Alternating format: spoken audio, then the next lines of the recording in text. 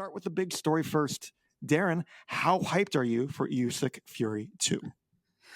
Well, I'm very much looking forward to it indeed. The first fight certainly didn't disappoint in any way, did it? It had a little bit of everything, which is a phrase which I use quite often, but it really did. It had the drama, it had the skill, it had everything which you wanted from a fight. And in that ninth round, it came ever so close to ending. And I think Tyson Fury was pretty fortunate to get through that round, and it kind of showed the heart and the type of character that he is when he's in there. And it does make me wonder the sort of Tyson Fury or the sort of Gypsy King which we'll get on Saturday night. What are the thoughts and feelings buzzing around your brain and around your gut as we go into fight week and the fighters land in Saudi Arabia, in Riyadh, and everyone starts to get exciting? It is so hard to know exactly what to expect, and that is because both of these guys are so skilled. They can make adjustments in training camp, they can make adjustments mid-fight, and they can also fight in different styles. I don't know how many people thought that Oleksandr Usyk was going to hurt Tyson Fury, never mind hurt him as badly as he did. And then I go back in time, and I don't know how many people thought that Tyson Fury was going to do to Deontay Wilder what he did in their second and third fights.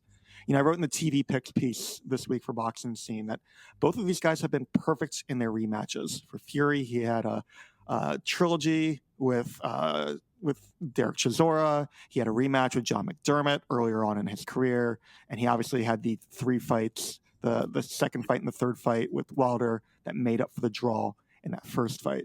And Usyk, he's had one professional rematch, and that was the split decision over Anthony Joshua. But even if you go back to the Olympics, the person that he beat for the gold medal was the person who had beat him in the previous Olympic Games. So both of these guys are very good. This is the fight, and the fact that it was such a good, close fight back in May also has me excited. That was Fury's fight in the early rounds. And in the fifth round, when he was going to those body shots, to those uppercuts, it seemed like it was going to be ending early. And then Usyk comes back, does what he does, and gets the decision. He does, and I guess the thing which I'm balancing in my mind as we approach Saturday is this. Has Oleksandr Usyk got Tyson Fury's number? They always say that fighters have a bogeyman, and there are so many examples of bogeymen which we can give when it comes to the sport of boxing. And how much will that defeat be playing psychologically with the brain and the mind of Tyson Fury? Surely that has got to have some sort of impact, and there's no way that it cannot have an impact. But also, we've seen Tyson Fury come back from rematches. We've seen Tyson Fury be knocked down. And in both of those scenarios, he's either come back to win or he's come back to draw. He's never had to come back from a loss. Tyson Fury and his family are big on ego, on being the Gypsy King, on being the greatest and the best fighters, not just in the country, but in the world, and being a fighting family. I wonder how much pressure that will put on Tyson Fury. I wonder how much that will drive him to want to get the result. And I wonder where his mind's at as well, because I don't know how much you've seen of the interview so far in Fight Week, and we're very early on into Fight Week. But he was asked by a couple of different people about what he does after this. And he said that he hasn't spoken to his wife, Paris, or his children in 3 months. He said, I've not muttered a word to them in 3 months. Psychologically, is that putting him in a better place to go into a 12-round war with one of the best fighters of our generation? Or is that gonna be holding him back in some sort of way? Is he not stable in terms of his mentality and the way that he is within his mind? I'm not sure.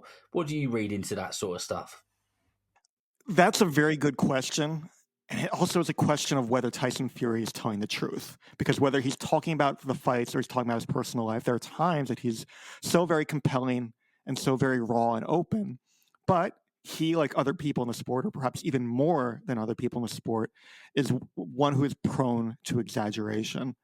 So obviously he's presented himself as a family man and as close to his kids, a loving father, that could be very difficult, and that could also drive hunger. He has thrived under pressure mid-fight. He's come back from being hurt by Steve Cunningham or Deontay Wilder. He's battled back through all of these difficult moments in his fight, in his career. I think people might be over sensationalizing the footage that we saw soon after the loss, where Fury was apparently drunk coming out of a club. That was one night. I would be concerned, given his history of substance abuse, if there were repeated performances like that. But otherwise, I can only expect that Fury is giving himself the best possible chance.